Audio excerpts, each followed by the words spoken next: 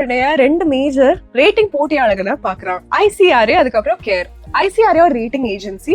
இது வந்து யாரு சப்போர்ட் பண்றாங்க அப்படின்னா மோடிஸ் வந்து சப்போர்ட் பண்ணிட்டு இருக்காங்க. இது ஒரு இன்டர்நேஷனல் எக்ஸ்பர்ட்ஸ் இருக்கிற ரேட்டிங் ஏஜென்சி. ரேட்டிங்ஸ் தவிர இந்த ஐக்ரா அப்படிங்கிற ஏஜென்சி வந்து ரிசர்ச் அதுக்கப்புறம் அனாலிட்டிக் சேவைகள் எல்லாம் கொடுத்துட்டு இருக்காங்க. கேர் ரேட்டிங் தான் இந்தியாவுடைய செகண்ட் லார்ஜஸ்ட் கிரெடிட் ரேட்டிங் ஏஜென்சியா இருக்காங்க. மெயினா இவங்க ரேட்டிங்ஸ் வந்து கார்பரேட்ஸ்க்கு கொடுத்துட்டு இருக்காங்க. சோ தட் இந்த கார்பரேட்ஸ் வந்து கேபிட்டல் ரேஸ் பண்றதுக்கு அவங்களுக்கு ஈஸியா இருக்கும் அப்படிங்கிறதுக்காக பண்ணிட்டு இருக்காங்க.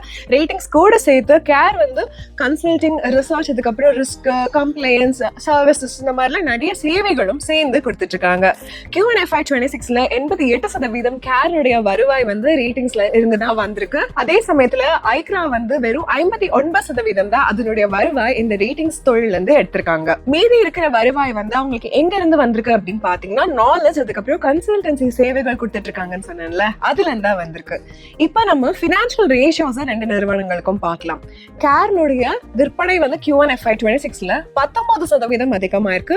ஏன்னா இந்த ரேட்டிங்ஸ் உடைய தேவை வந்து ரொம்பவே பலமா இருந்திருக்கு. அதுக்கப்புறம் அதனுடைய நான் ரேட்டிங் வணிகத்துல இருக்கிற வளர்ச்சியும் பெட்டரா இருந்திருக்கு. கான்ட்ராஸ்டா பார்த்தோம்னா ICR உடைய வளர்ச்சி 8% தான் இருந்தது. ஏன்னா ரிசர்ச் அண்ட் அனாலிட்டிக்ஸ் செக்மெண்ட் வந்து ஸ்லோ டவுன் ஆயிருக்கு.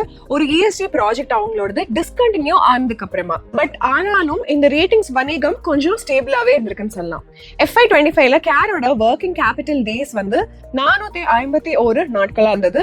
ICRA ஓடது 75. சரிங்களா? இந்த ரெண்டு பங்குகள்ல உங்களோட ஃபேவரட் பங்கு என்னது? ICRA, கேரா? கமெண்ட் செக்ஷன்ல சொல்லிருங்க.